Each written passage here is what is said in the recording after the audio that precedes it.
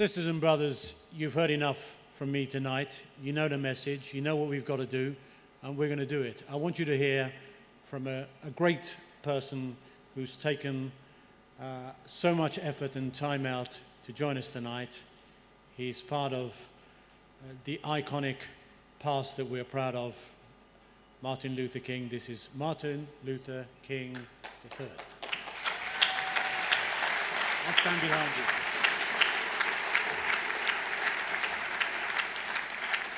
Thank you so much, Lord Ouseley.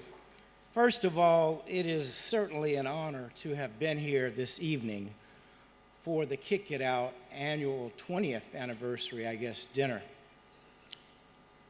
As the world and you as a nation continue to address issues around racism, let me first, very briefly, thank just a few folks in terms of why I am here this evening, and I am truly honored to have been here. But I want to thank Howard Keeney for extending an invitation. I want to thank Steve Archibald, who also was engaged, and the person that traveled with me from Atlanta, Mike Patel, who also was a former football player. As I've watched this evening, a lot comes to mind, and there's not enough to be said to thank this entity and organization for what it is doing to stamp out racism and discrimination, perhaps sexism and homophobia in football, but really throughout the world.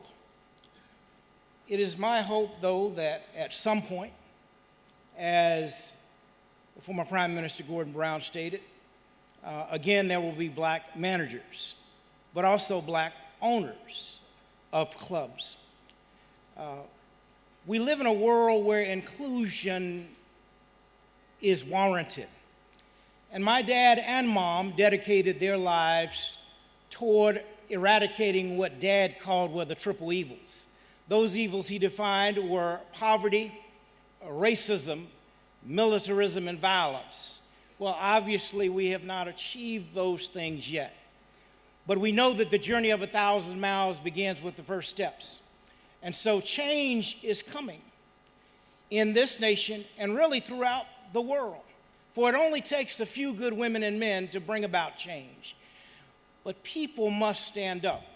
Just as we saw in the United States, the NBA commissioner stand up against racism in the National Basketball Association. Just as we saw the commissioner of baseball in the United States a few years ago stand up when a woman owner of the Cincinnati Reds said some very disparaging things about her players, and she ultimately was thrown out of the sport.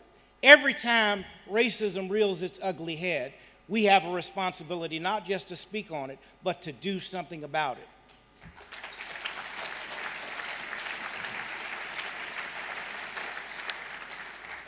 And so I finally want to leave you with just a brief challenge, because we know what we should do. We know perhaps what we can and what we must do. But we also have to somehow find, we have the ability to do most anything. We just have to identify the will. When ability and will meet, results occur. But I think about this experience as I close. My mom took me to her undergraduate institution in the United States in Yellow Springs, Ohio.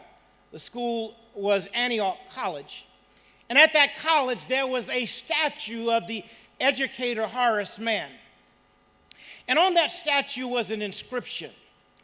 And that inscription said, "Be ashamed to die until you've won a victory for humanity." Now that's a very powerful set of words. Be ashamed to die until you've won a victory for humanity. Well, you see, you may say, well, that's complicated. Not really, because you can win a victory in your neighborhood or on your street. You can win a victory in your school. You can win a victory in your place of worship.